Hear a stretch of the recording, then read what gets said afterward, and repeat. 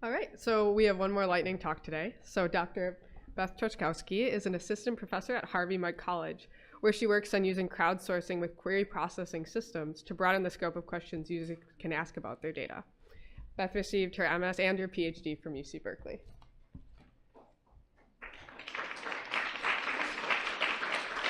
Thank you. Thank you for the introduction. It's great being back. I graduated about 4 years ago, so I still feel kind of young, but sort of on the threshold of not as young anymore. It's awesome to see so many familiar faces, but also some of the new people. And I know we have some Harvey Mudd alums who are current grad students, so that's awesome to see. So I wanted to talk about some of my recent work with some of my students at Harvey Mudd called Adaptive Query Processing with the Crowd. So database systems, fabulous for storing structured information and for efficiently answering questions about data called queries. But what I've been looking at is extending the usefulness of database systems with the power of people, particularly for answering queries that require human capabilities, for example, like human perception, real-world knowledge, those types of skills. And so we have platforms like Amazon's Mechanical Turk, which provide a marketplace and a programmatic interface for asking humans, workers in the crowd, to do computational tasks. For example, labeling images or fixing addresses. Those are some examples of common tasks on Amazon's Mechanical Turk. In my particular work, I've been looking at filtering data with the help of the crowd. So for example, we might have a query where we want to filter some data with filtering constraints called predicates that really would benefit from human computation. So for example, we might have some restaurants. We want to filter out the ones that are open until 11 p.m., serve fresh-made guacamole, and maybe also have a hipster atmosphere. So here's an example of 3 predicates. So we want to filter out the restaurants that satisfy all of these predicates. So the question now is, well, we're using human computation, so leveraging people to do this filtering for us. We notice that some of these filtering predicates can have different properties. So for example, it might take longer for a person to determine whether a restaurant has fresh-made guacamole versus seeing what time they're open until. So for example, looking through a menu, making sure the guacamole is like made to order, fresh at the table, that kind of thing, is a more time-consuming task than, say, checking the hours of operation. Another difference you might see is that some predicates might be subjective or ambiguous. So for example, it might take more workers weighing in to decide whether the atmosphere satisfies the constraint of being sufficiently hipster. Checking for Edison bulbs, that kind of thing. And so we can think of taking more worker votes to reach consensus is another example of how predicates can be more costly than other predicates. And another part of this is that different filtering predicates have different likelihoods of returning false. And so we have a potential for the savings of running our overall query is that if one predicate returns false for a particular item, then we don't need to evaluate the other predicates at all. And so we can think about trying to do the predicates that evaluate to false earlier on to reduce the total amount of work that we have to do. And so that's why I want to, instead of asking a human worker to evaluate, say, a restaurant for all of the predicates, we can split these questions into separate tasks and say, oh, for one restaurant and one predicate, can you please tell us whether that predicate or whether the item satisfies that predicate? And then we can think about what is the right order in which to ask the predicates for each item.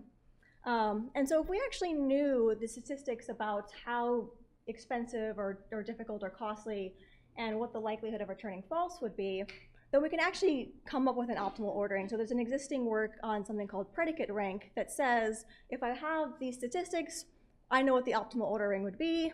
And we can come up with a static ordering of like, oh, all the items, they first do this predicate, then that one, and potentially skipping forward ahead if one of those predicates returns false.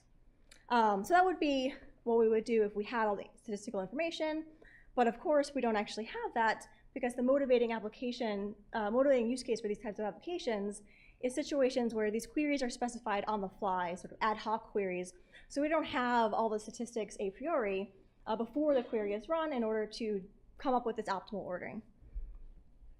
So what we propose is taking an adaptive approach. So the idea of adaptive query processing is that you have a query execution plan that you can dynamically change in some way while the query is running. So the idea here is that we have our set of items that we want to go through these filtering predicates, and there's some adaptive routing algorithm that decides, okay, for this item, which predicate is it going to go to first? And since we don't know a priori which predicate would be, say, more likely to return false or is cheaper than the other ones, say at the beginning, all the predicates are sort of equally likely to be the first one, but then the idea of the adaptive approach is as the query is running, learn some of these statistics that actually inform what the optimal ordering would have been, and as you learn more and more of the statistics, so maybe this predicate is the cheaper one and returns false more often, then your ordering sort of adaptively becomes such that that one is first. So that's the general idea of adaptive query processing, and I think it makes sense in this domain.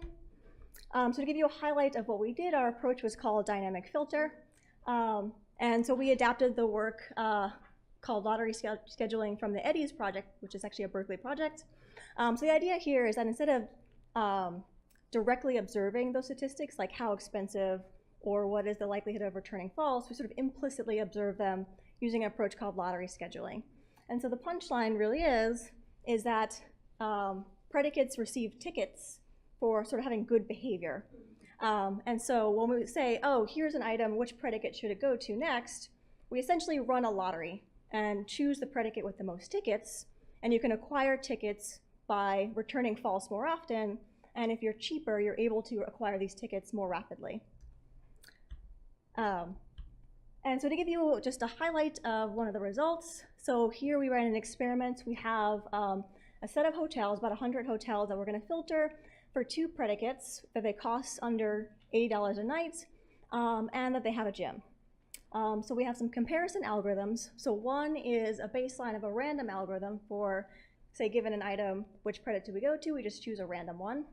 And then 2 static ordering. So we have 2 predicates. One static ordering is you always do this one first, then that one, and then the reverse. So really emphasizing what's the best case scenario, what's the worst case scenario. What we're looking at is the number of tasks to finish filtering the entire set of hotels.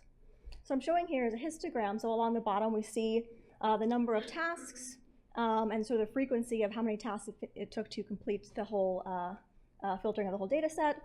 And so our best case scenario is the blue triangles, which is if we had known what the best order would have been, that's how good we could have done. And the next one, the green circles, is our algorithm, so doing pretty well, and beating the random as well as the worst case scenario. And so the benefit here is really thinking about a priori, you don't actually know which of the order is going to be best, and so certainly you're not going to do as good as the best algorithm, but you adaptively start approaching that behavior. So in conclusion, I think that adaptive query processing is the way to go for ad hoc crowd processing, and we've built a system that does a pretty good job there. And I wanted to highlight, also we have a paper from last year. I wanted to highlight that all this work was done with undergraduate students. So I'm at Harvey-Mudd College, and we have some sister colleges there. And so they've done all the work here. And here's some examples of presenting at a conference, doing a poster presentation. So I'm super, super proud of the work they've done. Thank you.